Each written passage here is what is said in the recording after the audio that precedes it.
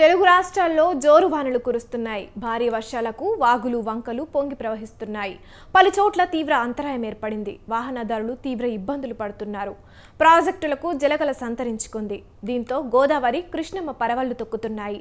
రోడ్లు, రహదారులపైకి వరద నీరు చేరడంతో పలు చోట్ల రాకపోకలకు అంతరాయం ఏర్పడింది.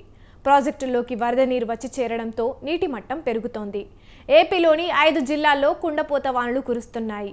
ఏలూరు, అల్లూరి, కోనసీమ, కృష్ణా, ఎన్టీఆర్, శ్రీకాకుళం, విశాఖ జిల్లాల్లో వరదలు ముంచెత్తుతున్నాయి.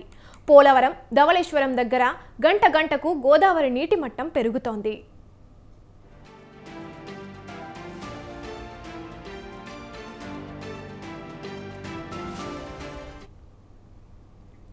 అటు తెలంగాణను వర్షాలు ముంచెత్తుతున్నాయి.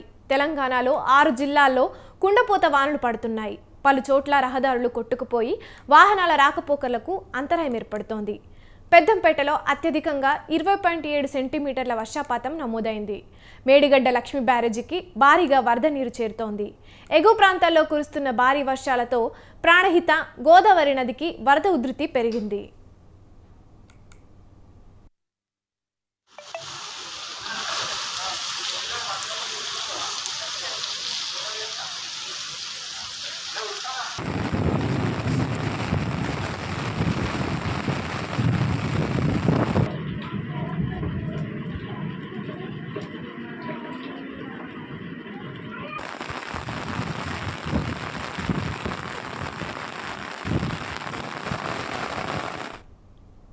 మరోవైపు హైదరాబాద్లో కుండపోత వర్షం కురుస్తోంది.